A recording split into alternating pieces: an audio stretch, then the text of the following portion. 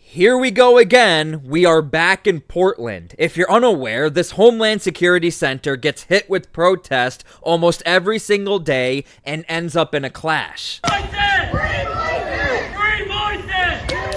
Now the question is, where are all of these supplies coming from? How are these protesters sustaining these protests? Well, we finally have some answers. Now, before we dig into the most recent clashes, make sure to please like the video. It's the #1 way you guys are helping this channel, but it also helps others see the videos as well, and people need to see what's happening right now in Portland. Here we go.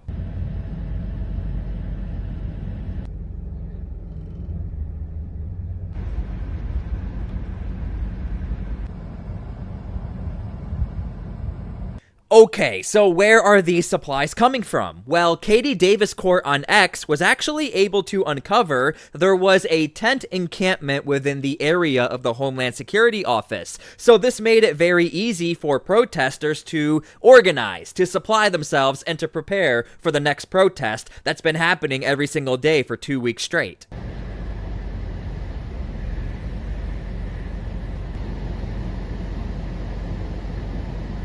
Now, before we get to the clashes, this video shows us protesters preparing to put their gas masks on, but also they are securing equipment in the area, other gas masks as well for other protesters. And if you're unaware, over at the LA protest, a man who was passing out masks to other protesters, he was caught by the FBI, so keep that in mind. Worry about it. Yep.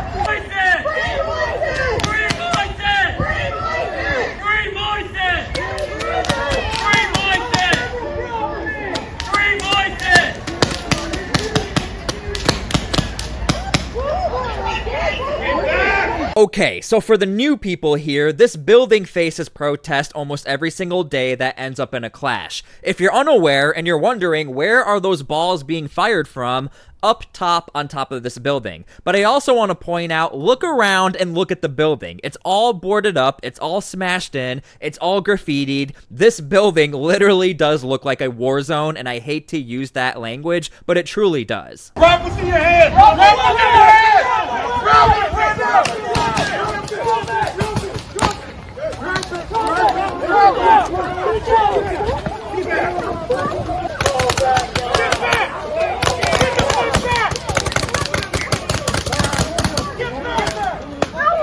We have never seen this before at this location. We see clashes every single day, but we never see clashes that have to do with just one person holding something in his hand that could be dangerous. Whenever we see these clashes, it always has to do with blocking off the front entrance, and a vehicle cannot get in or cannot leave the facility. Stay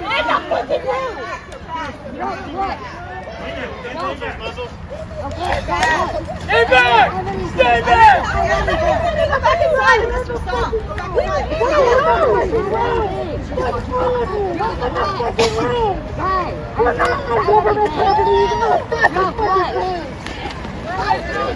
You can even hear it in the voice of the protesters. They are also shocked that the federal agents pushed so fast over one person. Again, typically at this location, protesters are able to get really close to the gate, really bunch up, and really obstruct the entire area, and that's when the pushback comes. And if you haven't already, make sure to please subscribe to my channel. This is what we do here. We go through all of the facts and evidence, put it together, and we hold our elected officials accountable. Here we go. Get back!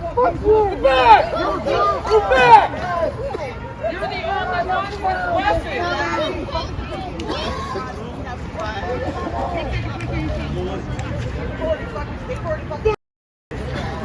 Get back! Get back!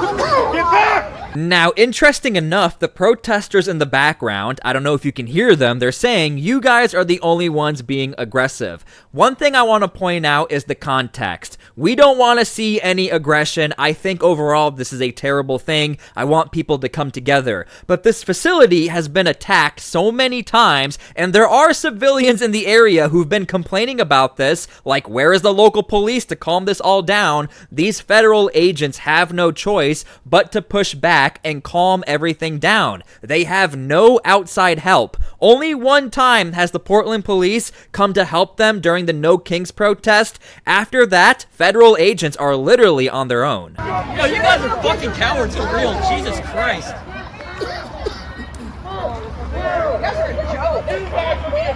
So thankfully everything calmed down after that, but I just want to show you guys, when those pepper balls are being deployed or tear gas and any of that, look how close civilians live in the area. You have people right only about 200 feet away in this apartment, and they're getting hit with all of the smoke and gas. Now, one thing I do want to say, and I already made a video about this, the local population in this area is starting to get annoyed. However, the issue is this is a sanctuary city, and whenever we see a police report involving any of this, the police acknowledge they're well aware what's happening, but we are not working with Homeland Security. Don't look at us, but we know that the area is a bit contested. And just to show you guys, this is on the portland.gov website. Very recently, June 23rd, you scroll right down. As a reminder, the police department does not engage in immigration enforcement, and that's fine. They actually have the right to do that. But the question is, we have a isolated facility that's literally being protested every single day that ends up in a clash. The facility has had to board it up all around because windows were smashed. We have graffiti everywhere. The question is, how far is too far until local police have to calm everything down? Liz, there's a lot of activity happening in the last 10 minutes or so. Protesters were blocking the front of that ICE facility, and now they're, as you can see, pushing a dumpster into the front of the ICE facility where protesters were just hit with flashbangs and pepper balls, perhaps rubber bullets from ICE agents. They're ICE agents on the top of the McAdam Avenue ICE facility here. Protesters are pushing things. They're throwing fireworks, and federal agents are meeting them back with flashbangs. So I also want to point out, even the local news is well aware there's hardly any police presence, and all we're witnessing are federal agents left on their own. They have garbage cans smashed all the way into their facility, and they have no choice but to engage back into the roadway in which belongs to Portland, affecting the people in the area who live here.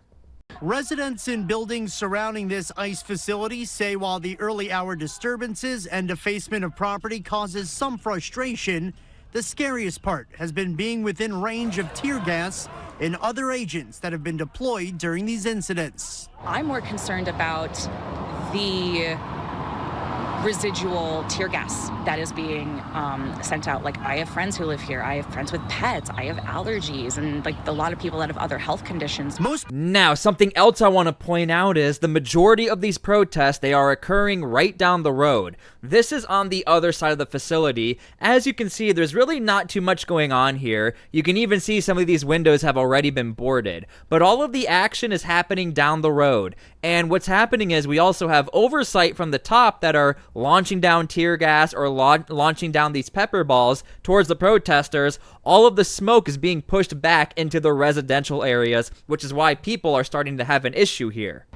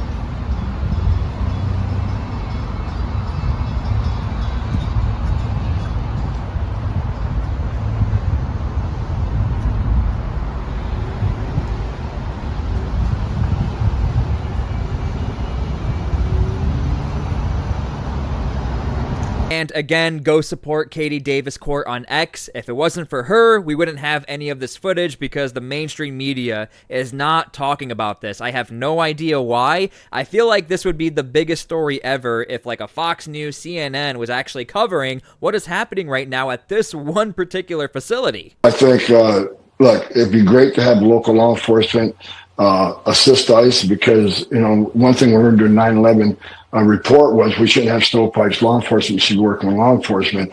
But, you know, there's two things. Number one, under President Trump, he was suing the sanctuary cities, DOJ suing the sanctuary cities, pulling federal funds. Of course, day one, when Joe Biden came in office, he stopped that lawsuit. So that has to be put back in place. And look, I've seen some of these Democratic governors say they're going to stand in the way. They're going to make it hard for us. Well, you know, a suggestion. If you're not going to help us, get the hell out of the way, but we're going to do it. So if we can't get assistance from New York City, and we may have to double the number of agents we send in New York City because we're going to do the job. We're going to do the job without you or with you. But it's much easier to arrest a bad guy. Like I just said, we're concentrating on public safety threats of human and national security threats. Right. It's much easier to arrest a bad guy in the jail. Give us access to Rikers Island that we've been kicked out of. Let us get the bad guy in jail. It's safer for the alien. It's safer for the officer. It's safer for the community. This is why I make these videos. I don't enjoy covering these clashes. The only reason why I do it is to remind people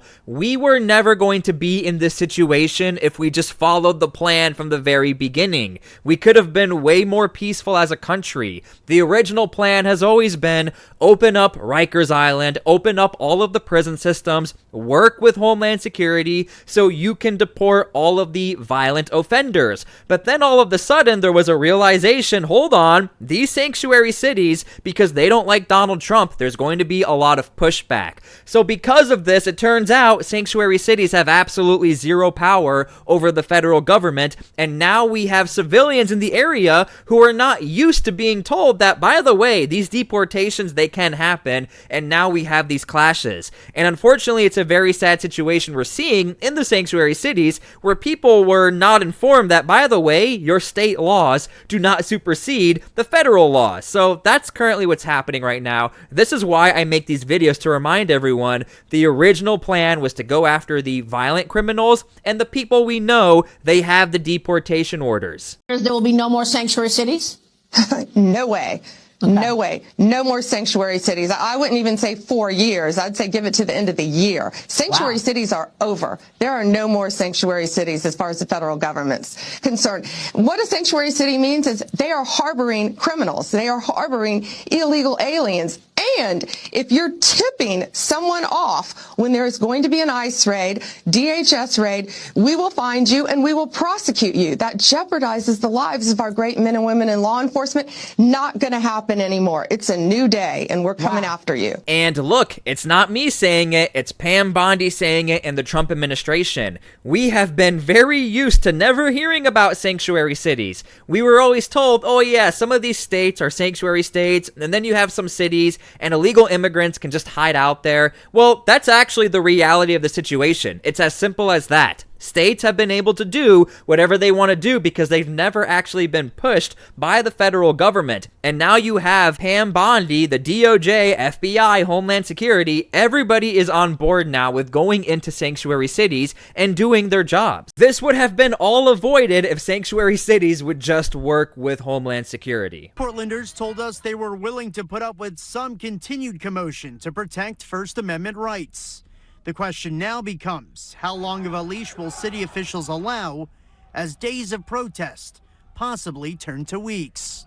Implementing a curfew isn't going to do anything for, I mean, first of all, the protesters, it's just going to be another reason to be like, why are you like trying to silence us? You know, and for them, it's a freedom of speech, and there's demands that they want to be met. They should enforce some type of norms, because that's just not fair. I mean, we live where we live. We can't help what's built around us, but you have to consider who lives down here and pays. And like I said, we're used to quiet.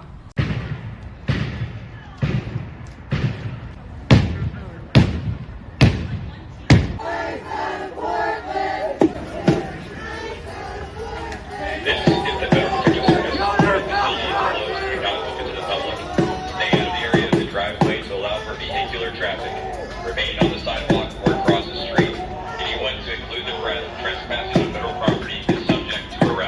and this is happening every single day. So I hope you guys enjoyed this video. I hope you guys learned something, and if you've been subscribed to my channel for a while, you know we've been covering this story now almost every day because it's happening every day. Thank you guys for being here. God bless, and we'll see you all later.